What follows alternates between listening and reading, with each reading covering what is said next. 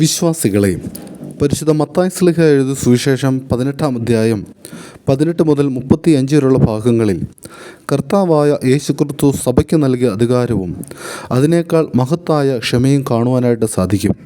2 ചിന്തകൾ നിങ്ങളുമായിട്ട് പങ്കിടുവാനായിട്ട് ആഗ്രഹിക്കുന്നു. ഒന്ന്, സഭയുടെ ആത്മീയ അധികാരത്തിൽ ബന്ധിപ്പിക്കുകയും അഴിച്ചുവിടുകയും. കർത്താവ് തൻ്റെ ശിഷ്യന്മാരോട് പറയുന്നു, ഭൂമിയിൽ നിങ്ങൾ ബന്ധിക്കുന്നതെല്ലാം സ്വർഗത്തിൽ ബന്ധിക്കപ്പെട്ടിരിക്കുമെന്ന്. പൗരസ്ത്യ ദർശനത്തിൽ വിശുദ്ധ കൂദാശകളിൽ ഇത് നമുക്ക് ദർശിക്കുവാനായിട്ട് സാധിക്കും.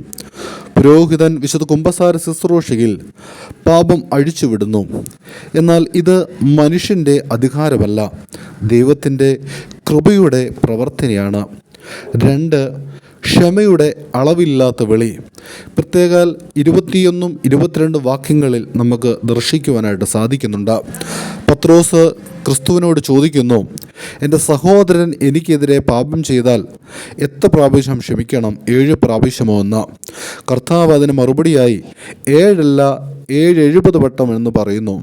ഇത് വെറും ഒരു സംഖ്യയല്ല, അളവില്ലാത്ത ക്ഷമയുടെ അവസ്ഥയാണ്. ഓർത്തഡോക്സ് ആത്മീയതയിൽ ക്ഷമ ക്രൂശിൻ്റെ അവസ്ഥയാണ്. ക്ഷമിക്കാത്ത ഹൃദയം വിശുദ്ധ കുർബാനയ്ക്ക് യോജിച്ചതല്ല. യേശുക്രിസ്തു പോലും ക്രൂശിൽ കിടന്നുകൊണ്ട് പിതാവേ ഇവരോട് ക്ഷമിക്കണമേ എന്ന് പറയുന്നുണ്ടല്ലോ. ഈ വലിയ നോമ്പ് നമ്മെ ക്ഷമിക്കുവാനായിട്ട് കഴിവുള്ളവരായി തീർക്കട്ടെ. 2 ഉൾച്ചിന്തകൾ നിങ്ങളുമായിട്ട് പങ്കിടുന്നു. 1, സഭയുടെ ഐക്യത്തിൽ ദൈവ സാന്നിധ്യം.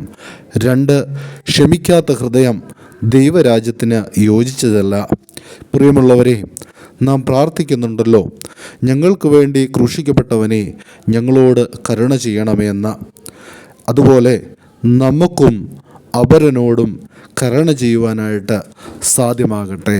ദൈവം എല്ലാവരെയും അനുഗ്രഹിക്കട്ടെ.